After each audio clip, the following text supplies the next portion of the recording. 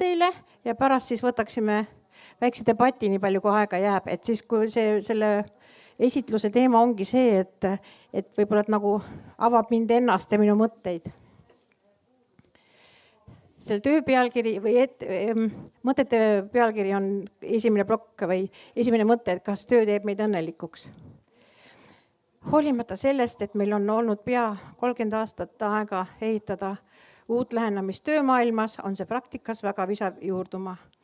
Tee tööd ja siis tuleb ka armastus. Suhtumine on olnud nagu kahe teraga mõõk, mis suure pühendumise kõrval on toonud ka palju kannatusi, läbipõlemist ja tervisekaotust.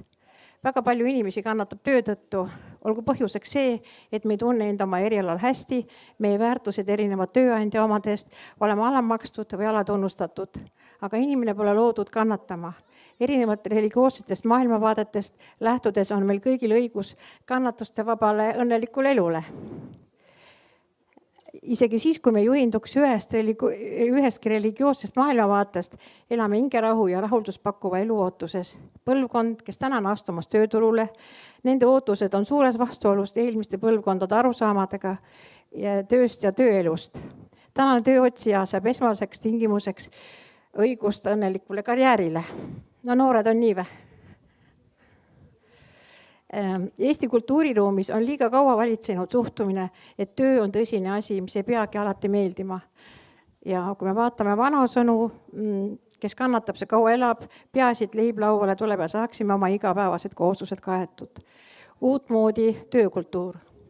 Loomulikult on inimestel ka hirm, et kes neid seal tööturul ikka avasüli ootab.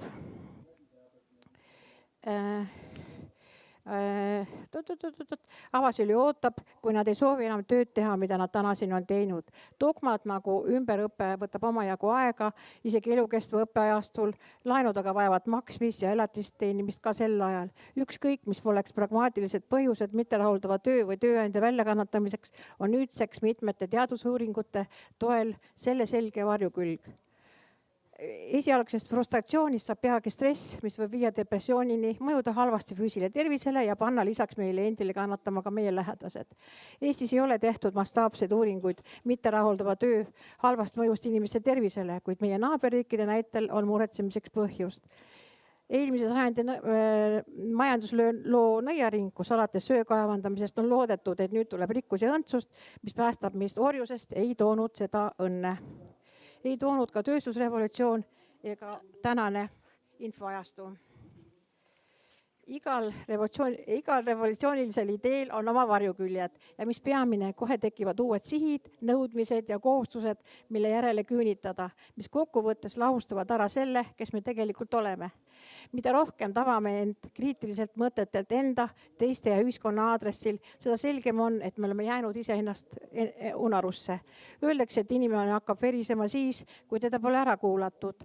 Töökohtadel juhtub seda tihti, kui juhid ei ole avatud, toetavad ja kaasaegse lähenemisega. See viib inimesed kurtma kohvi ja suitsunurkadesse. Tekib jõuetuse tunne, et me midagi ei suuda muuta.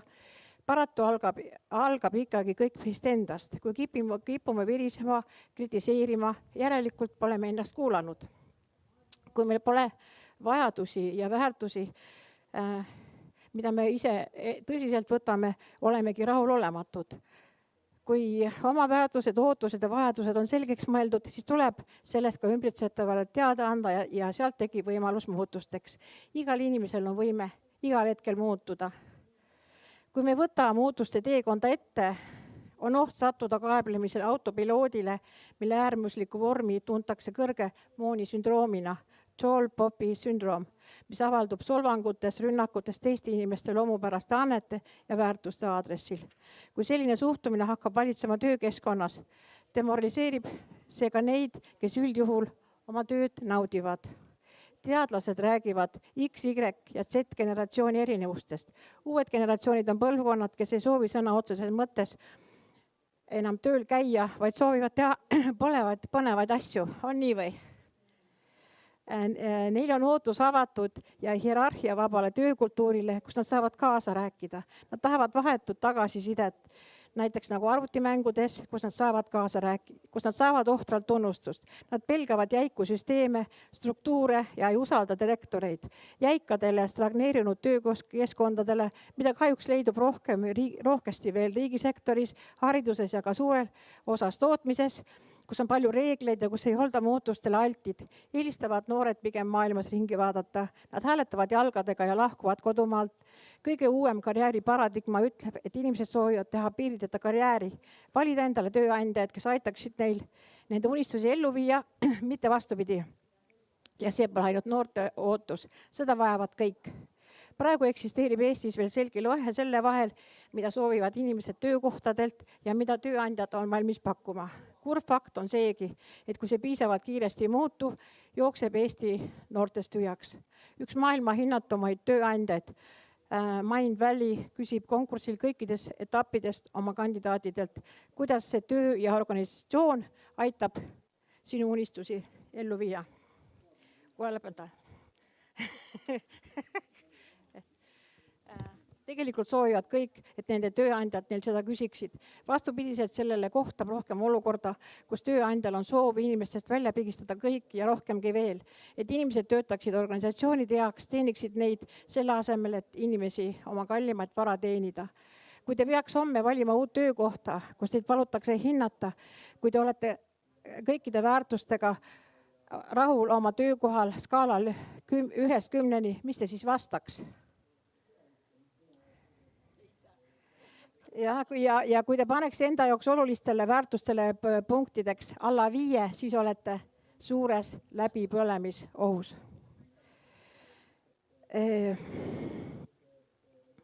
Juht peaks teadma oma inimeste ootusi. Kas sinu juht teab? Kui töökultuur pole avatud, kui inimesed ei taju end võrdse partnerina, kui neil on hirm rääkida oma ootustest ja vajadustest, pole lootustki, et nii pea paremaks läheb. Kuna kannatada ei tohi, on igaühe isiklik vastutus enda õnn tagasi võidelda. Oma kogemustele tuginedes julgustan kõiki sõnadega, et töö ja õnn ja karjäär tähendavad tänapäevases käsitluses rahulduvat pakkuvat eneseteostust. Siin kohal ma võin ka mainida, et kui ma alustasin oma jäätise äriga, siis ma olin juba peaaegu 60-aastane. Nii et see peab tõesti paika.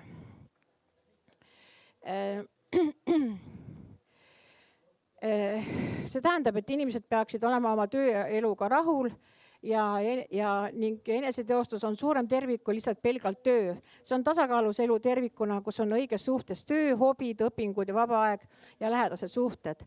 Tööõnne valem on tegelikult lihtne. Soovime tunda, et see, mida me teeme, on mõttekas ja muudab maailma paremaks.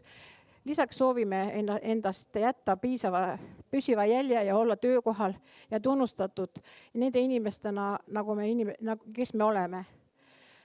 Kui me oma andeid täiel määral ei saa rakendada, on töövoog hektiline, info ei liigu, tunnustust pole, puudub kindlustunne, koostöö ei toimi või esinevad muud probleemid, siis me ei saa rakendada oma täit potentsiaali ja tulemus, mille organisatsioon lõpuks kätte saab, on keskpärane. Rääkimata sellest, et oma annete mitterealiseerimine on patt ja muudab meid sisuliselt rahulolematuks. Kui me teeme oma tööd mõrumaiguga, ei täitu meie unistused iial. Nagu öeldakse, oled see, millest pidevalt mõtled. Ainus võimalus muutuda on olla teenimisvalmis juba praegu oma praeguses töös, näha selle igas aspektis midagi head. Karjääri planeerimine on elukestev nagu õppiminegi. Peame olema valmis selleks, et tulevikus tuleb ka meil 80-selt möllu panna, vitaalne ja aktiivne olla. On Ulvi? Seega peame oma elukvaliteeti kogu aeg jälgima ja tähelepanu all hoidma. Alustada võiks põhjalikust eneseanalüüsist, kes ma olen, mida vajan ja mis on minu väärtused.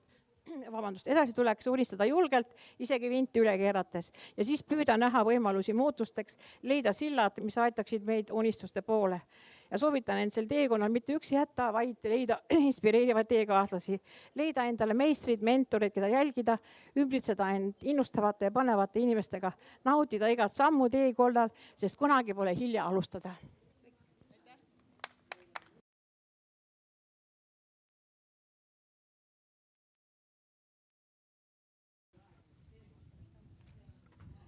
Väga inspireeriv kõne, aitäh.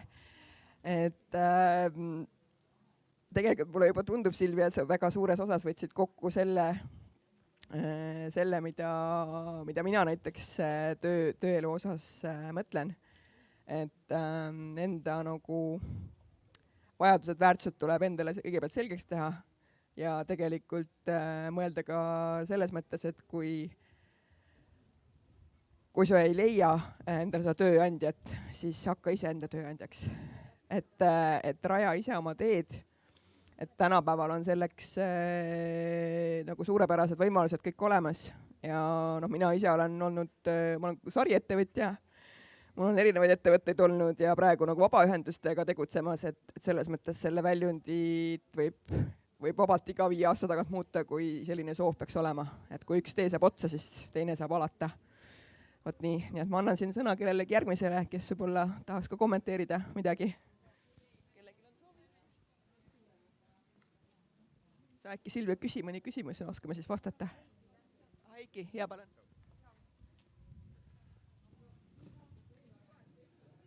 Jaa, tere.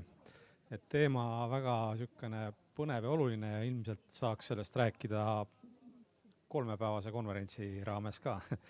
Et inimeste nagu võimed ja võimalused ja stardiplatvorm on erinevad. Et on inimesed, kes mõtlevad välja, mida nad teevad, mis on nende väärtused, mis on see missioon, mida nad tahavad oma elus täita. Ja siis on inimesed, kes ei suuda seda teha. Kuidas need inimesed, kes ei suuda seda teha, nemad saaksid õnnelikuks läbi töö?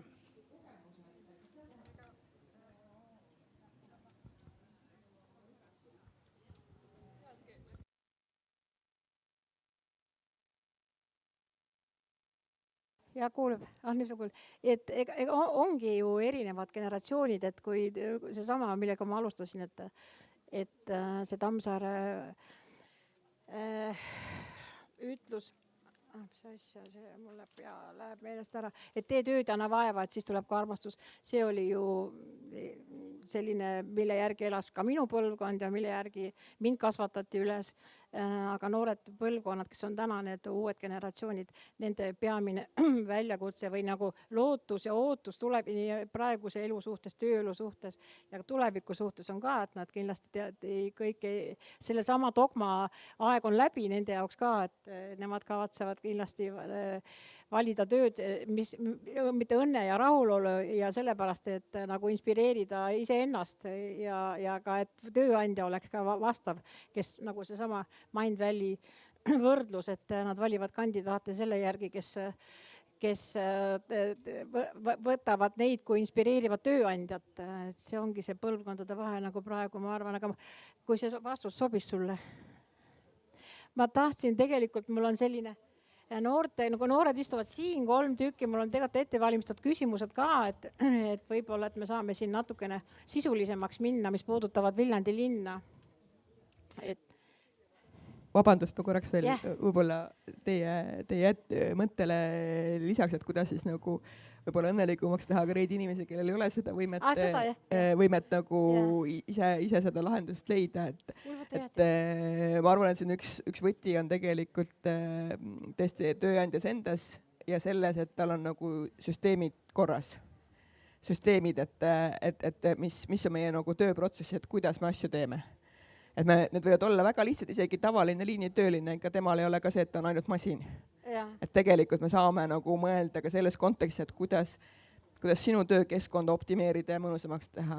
Et nagu mõelda hästi inimlikult tasandilt sellele ja teine kontekst on ka see, et meil elus juhtub erinevaid asju mõnikord. Keegi meie peres sureb, võib-olla meil on leinaeg, võib-olla meil on tervisemured, et seda nagu, et inimestel oleks julgust tegelikult nagu oma tööandjale öelda, et mul on praegu rasked ajad, need ajad on sellised ja ma vajan natuke rohkem nagu paindlikkust või tuge. Ja sellest võiks tegelikult tööandja jaoks piisata, et see lahendus omalt poolt siis nagu toetada. See ei pruugi olla alati nagu rahaline lahendus, see ei pea olema nagu selliselt mõõdetav, et tegelikult on see suhtumise küsimus sageli. Aitäh, Kristiina. Aga ma vaatame, kas me me jõuame küll, et kuna siin on noored kohal ja meil on nagu selles mõttes hea tagasida noored, keskealised ja vanemad, ma võtan ennast. Siin üks vana veel seisab. Jutuvärkides. Ja mina ka ei ole, aga tegelikult vahest peab seda ikka meelde tuletama. et ma küsiksin noorte käest praegu töö ja tulevik Viljandi linnas, et kas meie linnas on noorel reaalne leida tasuvat ja eneseteostust pakkuvat tööd või on see ainus variant Viljandist ära kolida? Anna mikrofon. Ma annan siit edasi.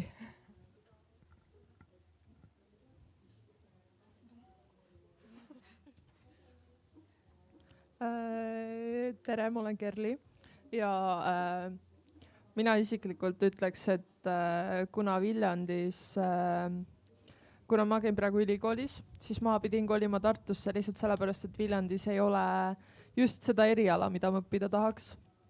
Nii et minu jaoks jah, kui ma tahaks ennast teostada, siis ilmselt ma peaksin minema kas Tartusse või Tallinnasse, kus on rohkem variante, ma ei tea, ma ei ole praegu Viljandi peale nii täpselt mõtlenud selles osas. Ma õpin maali.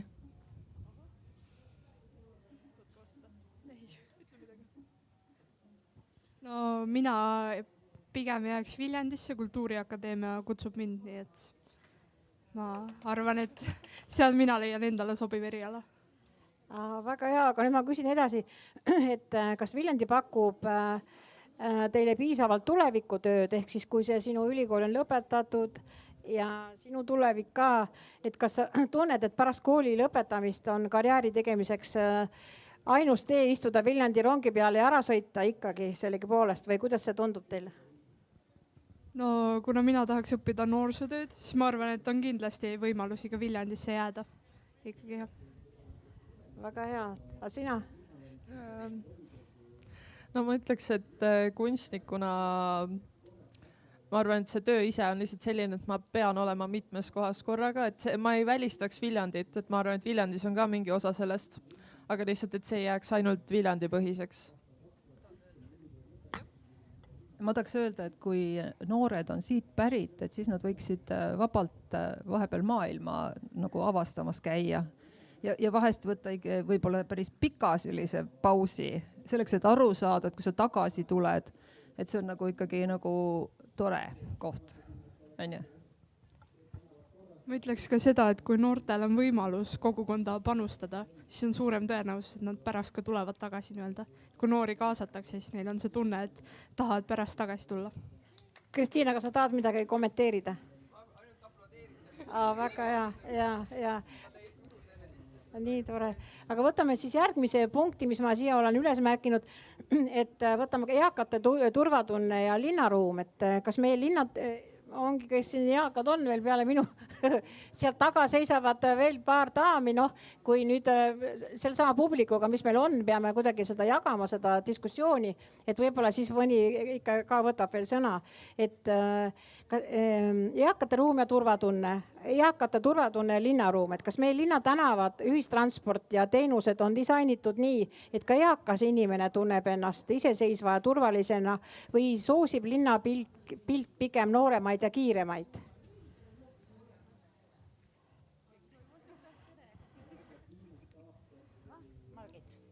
Mina ei oskagi sellele küsimusele. Kas meie linnatänavad, ühistransport ja teenused on disainitud nii? Ma sain aru, mis sa küsid, aga ma ei oska sellele vastata, sest et minul on nagu kõik väga hästi. Kõnnin jala, sõidan rattaga, ühistransporti ei kasuta, vahest sõidan autoga ka. Et mul ei ole nagu probleeme. Jah. Ave? Jah, no mina sõidan enamus ajast autoga. Et tõesti, kogu aeg on kiire. Ja õhtul, kuna töölt jõuan hilja koju, siis ma ei suuda seda turvalisust nagu jälgidagi, aga kuna ma olen ise Naiskodukaitse ohutushoiu instruktor, siis ma loodan, et ma suudan ennast kaitsta, kui midagi juhtub. Seal on veel kõrval daamid, kas keegi avaldab ka arvamust? Ma ei oska ka. Selles mõttes see põnev teema tegelikult, et linnaruum ja ülene või kohane linnaruum, et tegelikult need vajadused on veidi erinevad. Et on üks tuntud kontseptsioon, selline nagu 80 kontseptsioon, et linnatänav on hea siis, kui siin on ühtviisi hea liikuda 8-aastasel ja 80-aastasel.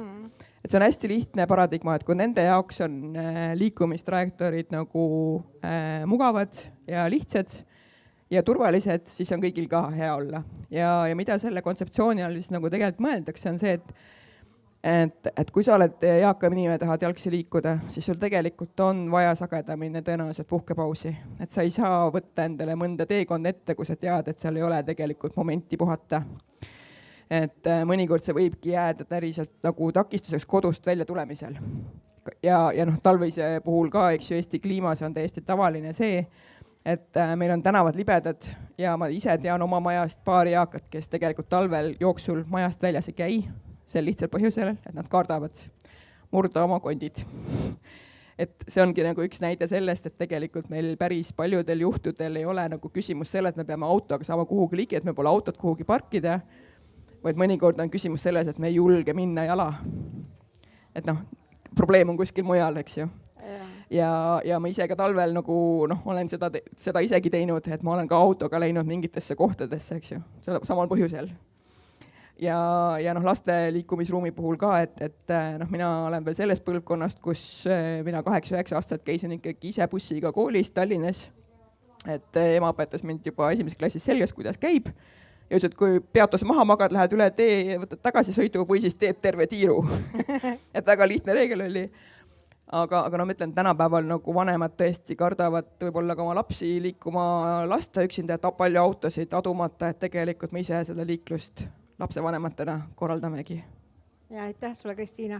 Aga nüüd on selline teema nagu põlvkondade kokkupuude, et kas noored ja eakad meie linnas üldse igapäevaselt kohtuvad ja üksteisega suhtlevad, et kas meil on kohti, mis liidavad või elamegi täiesti erinevates mullides?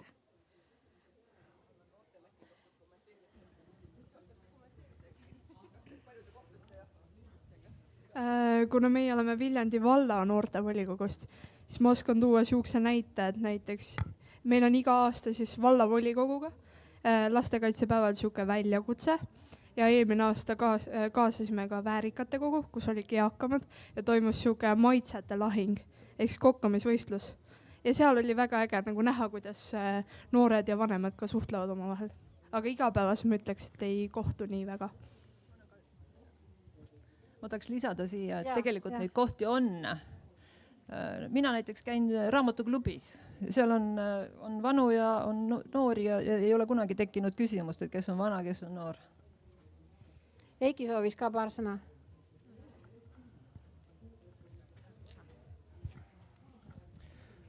Tahtsin öelda, et kohti tegelikult on küll ja veel, et kus saavad erinevad põlvkonnad kokku, et täna on Viljandis ka minu teada on tantsupidu. Ja Pärnus on tantsupidu ja mina olen ka rahvatantsija, ma peaks praegu Pärnus olema. Et need on peod, kus väga erinevas vanuses inimesed saavad kokku, suhtlevad oma vahel, vanemad toetavad nooremaid, nooremad toetavad vanemaid.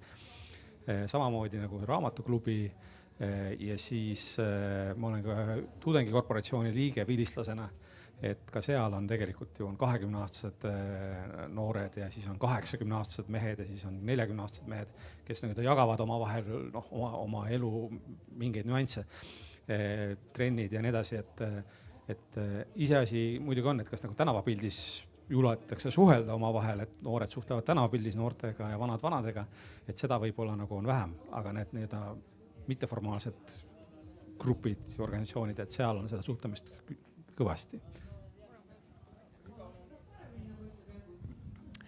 Selles osas mõtlen võib-olla, mõtlen raamatukogu näiteks, see on ka üks avalik ruum.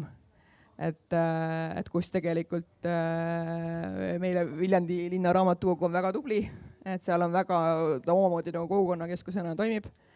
Ja tegelikult ongi see päris väikestele noortele ja vanemaealistele kõigile, seal on nagu oma nagu tegevusringid ja tegevused. Võib-olla küsimus on see, et kas nad võiksid olla ka ühel ajal.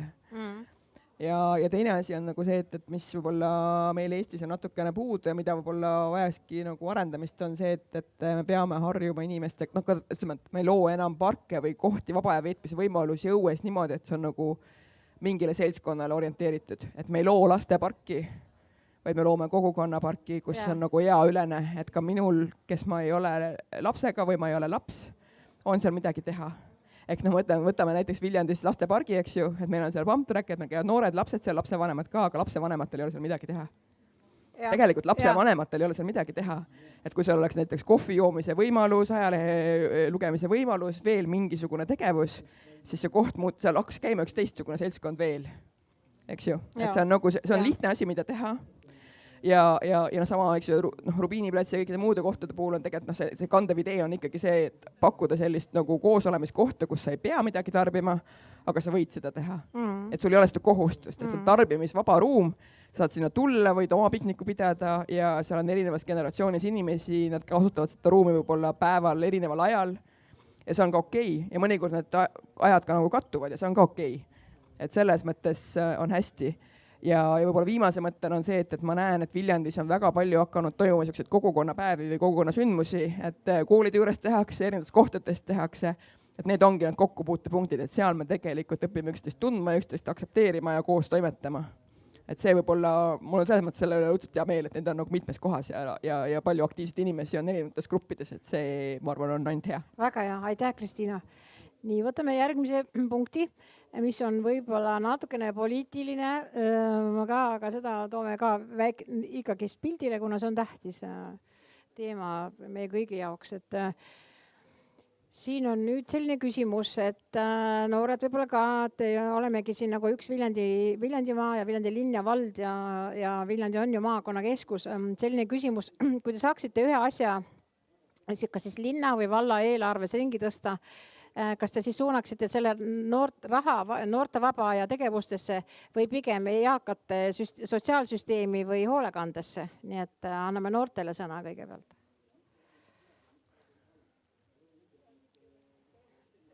Volikogu liikmed ka, teil on kindlasti oma arvamus. Et tulge nüüd välja, olge julged.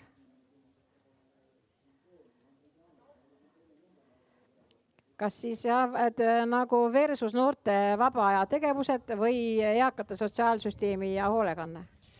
Ma isiklikult ei oska isegi praegu öelda, ma ei mõtlenud niisuguse küsimuse peale varem. Ma ei tea.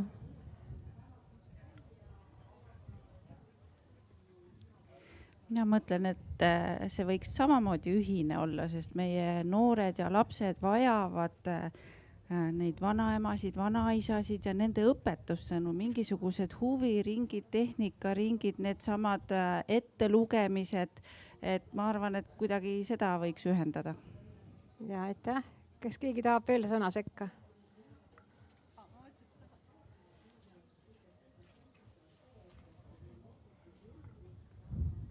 Mina ütlen nii palju, et me ei peaks tegema noored versus vanad siin. Selles mõttes, et me ei saa nagu ühte eagruppi teisele eelistada, sest ma ütlen, et sotsiaalsüsteem vajab tuge ja abi kindlasti, aga noortel on vaja teistsugust tuge ja abi. Et selles mõttes me ei saa ühte teisele nagu, me ei saa nagu ühte teisele eelistada.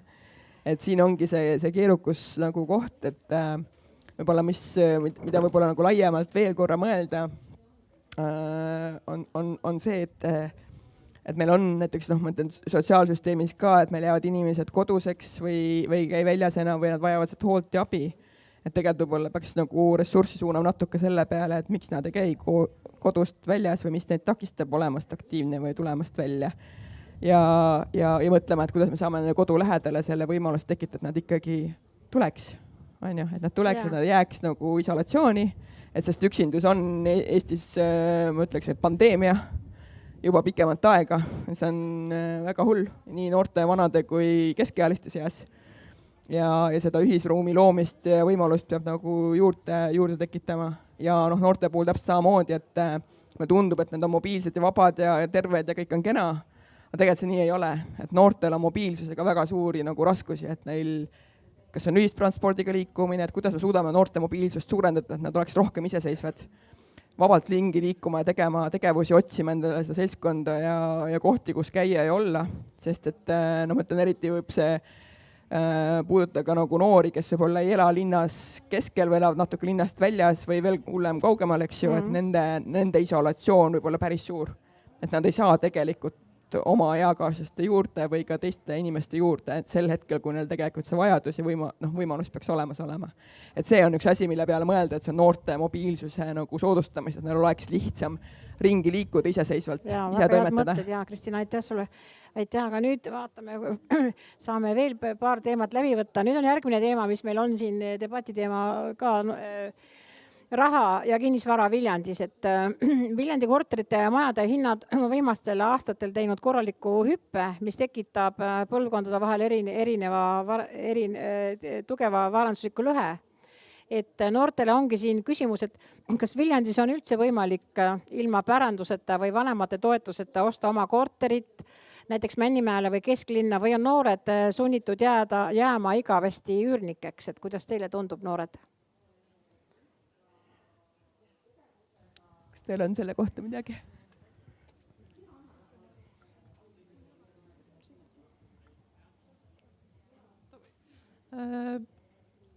Ma isiklikult ei ole mõtlenud isegi korteri ostmise peale või maja ostmise peale, sest et ma ei tea, mulle tundub, et see nii suure summa kokkusaamine või üldse raha teenimine, et seda üldse osta, on juba omaette teekond. Nii et jah, ma arvan, et ma ei ole jõudnud sellesse faasi, kus ma saan hakata mõtlema selle peale. Hetkel ma pigem jään üürnikuks. No ma käin gümnaasiumis, nii et ma ka ei ole veel mõelnud selle peale. Ma ei oskagi nagu öelda, aga ma pigem arvan, et ikka vanemate tuge vaja. Ja, selge see, aitäh. Nii, on veel arvamusi või võtame järgmise, läheme siis selle vanema põlvkonna juurde. Ja Kristina ütleb veel paar või ütleb Ulvi, jah, palun. See, et kas noored peavad endale just korteri ostma.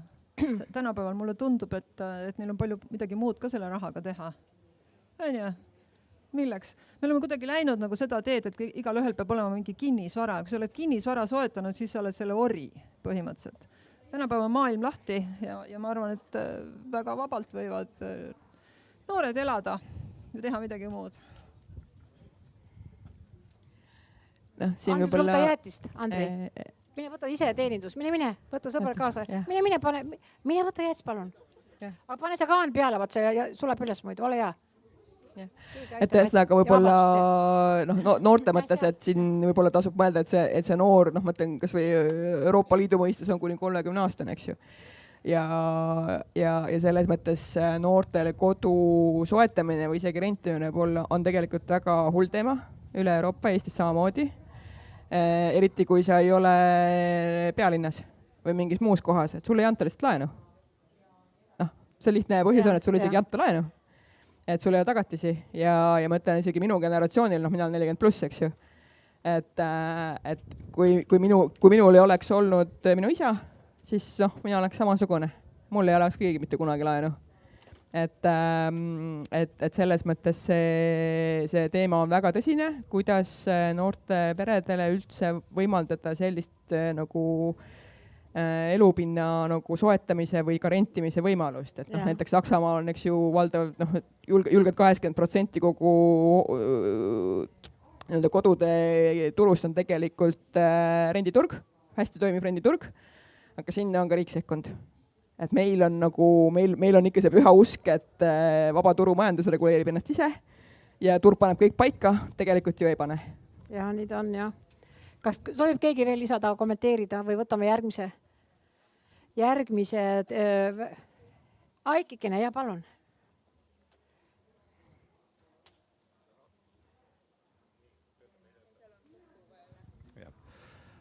Seda oma kodu üürimise, ostmise teemas. Ma arvan, et üks mõtlemisviga, mida tehakse, on see, et kui ma ostan ühe kodu, siis ta peab olema valmis see, mis ma nagu unistan. Et kui sa oled noor, sa võid alustada väiksema pinna pealt, võtta väiksema kodu, see on esialgne see, millelt alustada. Et nagu ei pea kohe võtma maksimumi. Maksimum võib olla liiga suur tükk. Et elu on päris pikk, et võivad muudatusi teha. Lihtsalt ühe kommentaari võib-olla ütleb veel, et tegelikult mis selle meie kinnisvaraturu osas võib-olla, mida see näitab, on tegelikult see, et meil on tohutu valglinnastumine. Ja valglinnastumine on just selle tõttu, et kas meie oma linnakeskkond, esiteks A, hinnad on kõrged ja B, see ei toeta enam tegelikult meie nagu head olemist ruumi, eks ju. et noh, Tallinna kesklinnas on päris talumatu elada. Et isegi kui sa saad seda lubada, siis sul on tegelikult talumatu elada. Miks on talumatu elada? Sest et autod on. Ja miks meil on autod? Sest et kinnisvara inimesed kolivad välja poole, sellepärast nad ei saa endal lubada kesklinnas elamist, see on liiga kallis. Et me oleme jõudnud nagu sellise tsüklisse, et see on nagu madu, mis sööb iseenda saba, eks ju. Et me nagu püüame kogu aeg, et nüüd on juba Rapla muutunud Tallinna eeslinnaks, eks ju. Ja, sest me suudame seal endale kinnisvara nagu soetada. Et see, meile antakse laenu, me suudame seal seda soetada, aga me ei suuda seda teha Kalamajas. Aga see peaks olema võimalik Kalamajas ka alustavale perele osta kas ühetoaline korter, et praegu käib see selgelt üle jõu. Nii on. Oleme selle küsimusega saanud enam-vähem oma vaate ja mõtted siin ka välja öelda ja võtame sellise teema, mis puudutavad nüüd meie eakaid, et paljud eakad elavad üksi suurtes Viljandi puitmajades või tüüpkorterites, mida on kallis kütta, et kas te oleksite nõus oma elamise vahetama väiksema vastu, et anda ruumi noortele peredele või on see emotsionaalne side liiga tugev, et kas meil on sellisele küsimusele ka mõtteid? Ulvi, on sul midagi? Oled nõus oma kinnisvarast loobuma, et annad oma kodu noortele või? Tead sa, minul ei ole kinnisvara linnas ja ma, kuidas ma ütlen? Kolid linna väiksesse korterisse? Ma arvan, et siis, kui ma enam maal hakkama ei saa, et siis ma ilmselt kolin. Aga nii kaua, kui on maal, on kodu ja minu meelest on muutunud kodu mõiste nagu väga palju, et kodu on mul korter, on ju, ja on suur, väike, vahetan, teen, kogu aeg liigun ühest kohast teise, aga mina olen elanud ühes kohas. Talu on mingi 100 aastat tagasi asutatud, seal on minu mees sündinud, tema ema, isa, vanaisa, ma lihtsalt ei tea, see koht iseenesest on tõesti emotsionaalne ja ma ei näe mingit põhjust, miks ma peaks sealt ära kolima, nii kaua, kui mul veel jalg tonkab. Ma pole veel nii palju kommenteerin, et tegelikult Eesti on juba jõudnud päris ammu aega tagasi sellesse staadiumisse, et 70% Eesti inimestest elab korteris. Me oleme tugevalt linnastunud ühiskond, me elame korteris ja see on edasi tõusev trend. Et selles mõttes tegelikult meil fookus peakski nagu sellele keskenduma, et kuidas me saame luua suurtes kortermajades ka elamistingimused siis eakatele, et kas siis esimese korruse pinnad, kas ligipääsetavuse küsimused, et need tekivad sinna juurde. Meie kortermajad ei vasta praegu nendele tingimustele absoluutselt. Et see on väga oluline teema, jah. Kui me kujutame ette, et on olemas linnad ja linnastumine ja me arvamegi seda, et nagu peakski linnastuma, siis mina arvan näiteks, et maal elavad tegelikult hoopis teisest liigist inimesed. Et see liik ei ole sama, mis linnainimesed. Ja see, et kui sa pead maalt noorena linna minema, sa mingil ajal seal ikkagi vist adapteerud, aga see ei toimu kohe, sest kui ma vaatan, kuidas kõik sõidavad ikkagi nädalavahetuseks linnast maale, siis ikka sa pead maale elama, aga kui sa oledki maal elanud kogu aeg, siis ma arvan, et nendele inimestele peaks ka jätma ikkagi oma selle ja mitte lõhkuma seda loodust, mis seal on. Ega kujutama ette, et kõik metsad tuleb maha võtta, tuulikud tulevad rajada. Ühesõnaga, see on see. Ma võib-olla lihtsalt viimase kommentaarina veel siia juurde, et tegelikult on Eestis ka hull lugu see, et me sageli ka maal elame linnalikus eluviisis. Et tegelikult me tahame maal saada need linnalikke hüvesid või käitume selle järgi.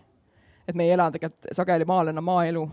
Et me sõidame autoga poodi, me teeme seal, maakodu on see koht, kus olla, aga me ei tee seda nagu maa kultiveerimist, seal on meil nagu ela maaelu. Et me tegelikult sõidame, pendeldame linnavahet pidevalt, eks ju, et see pidev sõitmine nagu ühest punktist teise, see pendeldamine on ju.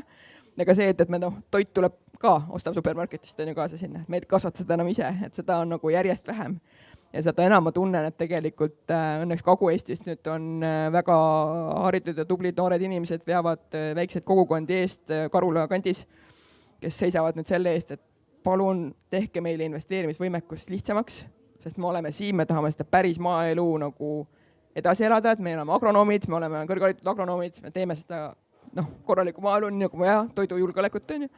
et seda peaks nagu rohkem toetama, et see maaelu, see päris maaelu ära ei kaoks nagu. Nõus, väga nõus. Ma vaatan, Eiki juba ootab oma aega, see meie aeg lõpeb 10 minuti pärast, aga ongi viimane väikene plokk, turvatunne, kultuur ja linnaruum. Nüüd ma küsimus eakatele, kus sa eakas läksid? Kui suvel valutavad linna pärimusmuusika, festival Folk ja tudengid, siis kas see tekitab teist tunnet, et linn on elav ja turvaline või tunnete end oma kodulinnas sel ajal võõrana ja eraldatuna? Nii et kes siin vastab, on siin arvamusi meil? Kas siin on tagumises reas meil kedagi, kes seda ütleks paar sõna? Kristina, äkki annad mikrofoni või?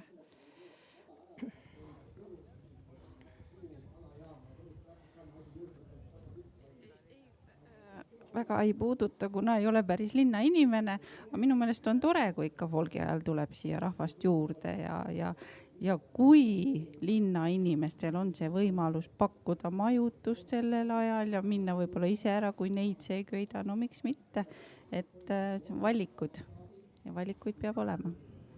Ja, on veel arvamusi? Ei ole? Ja. Mina näen oma eakate naabrite pealt, et kõik need festivali ajad Viljandi linnas, nende kodud täituvad nende järgmiste põlvkondadega, ehk siis see melu või nagu see elu, mis tekib nende kodudesse, mis võib olla nagu talvisel ajal, sügisel ajal on siuke rahulik ja käivad nagu harvem, siis suvel näen, kuidas tulevad nende lapsed ja lapselapsed, et mul nagu kõrvalt vaatan on tunne, et nad väga ise naudivad ka seda, et see melu on siin linnas. Et võib-olla nad ise nagu ei liigu ringi nii palju sel ajal, aga see, et nende kodu nagu elab sellel ajal, et jah. Nii tore, nii hea tähelepanek, aitäh, et sellega välja tulid, et aitäh. Siis on selline teema noortele küsimus, et kas Viljandi on turvaline paik elamiseks või on see turvalisus igav ja uinutav, mis ei paku piisavalt sotsiaalset stimulatsiooni? Linnaruum, noored. Kas te olete uinute siin Viljandis või on see... Andris on küsimus sulle. Andris on küsimus sulle, jah. Kas Viljandi on turvaline paik elamiseks või on see turvalisus igav ja uinutav, mis ei paku piisavalt sotsiaalset stimulatsiooni? Tere. Astu laiva, Jesper. Okay. Niivõrd keeruline küsimus. Ma tunnen, et ma olen valge mehena ka väga privilegeeritud seisundis, et sellele küsimusele vastata, kes Eesti Vabariigis ilmselt tunneb ennast enamikes linnades turvaliselt. Aga kindlasti ma ei saa rääkida kõikide inimeste eest selles osas.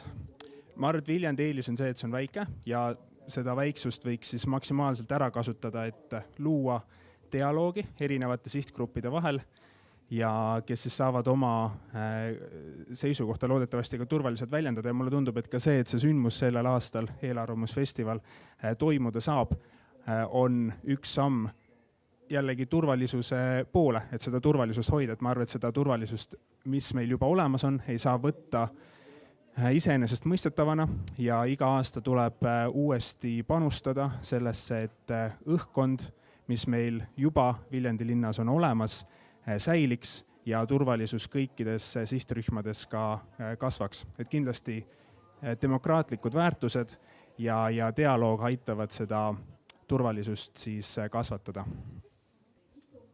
Aitäh. Tahad Kristina öelda midagi? Minu just niisugune kommentaar, et vanasti öeldi selline väljend nagu, et küla kasvatab lapsi. See ei ole kuhugi kadunud. See küla peab enne tulema kuskilt välja, et lapsi kasvatada. Et selles mõttes on nagu heas mõttes sotsiaalne kontroll ja võib-olla inglise keeles niisugune väljend on ka nagu policing, ehk politsei töö. See ei ole see, et tuleb politsei välja, vaid see, et mina vaatan, sina vaatad ja kui midagi tehakse põhimõtteliselt valesti, siis me ütleme. Me sekkume ka siis, kui inimene on maha kukkunud, mitte ainult see, et kui nad teeb pahandust, vaid see, kui on midagi juhtunud. Et me lihtsalt ei ignoreeri seda fakti, et kellegi midagi juhtus. Et me püüame sekkuda sellest, meil on julgust teha ja me suudame seos olla nagu rahulikud ja rahumeelsed. Isegi kui nagu olukorrad võib-olla mõnikord on eskaleeruvad, on ju. et me sedama, et kui meil kogukond käib sagedasti koos, meil on näod tuttavad, siis me tegelikult ei karda ka üksteist ja ma julgen kõikide nende inimeste poole igal ajahetkel pöörduda. Et see on see turvatunne tegelikult. See on väga õige ja siit tuleb ka nüüd see lõpp meil kenasti välja, et ikka noored ja vanad koos. Ja kui me hakkame siin nüüd päris viimast teemat, mis on nagu kõigile ja visatud palju, ongi viimane küsimus, viimane väikene teema, et kas Viljandi on eri põlvkondade vahel ära jagatud, noored on kohvikutes ja akadeemias, eakad torgudel ja elurajoonides või me tegelikult puutume ka igapäevaselt kokku. No, Kristiina tunneb, et me puutume, aga on ka teisi arvamusi, kuidas see siis me kokku võtame selle tänase päeva. Kes soovib sõna ja siis oligi tänase päeva debati viimane küsimus, nii et millega me täna lõpetame. Aitäh kõigile. Ma korra ütlen, et ma tahaks, et see nii oleks, et me puutume iga päev kokku. Me tegelikult ei puutu, aga see on mu unistus.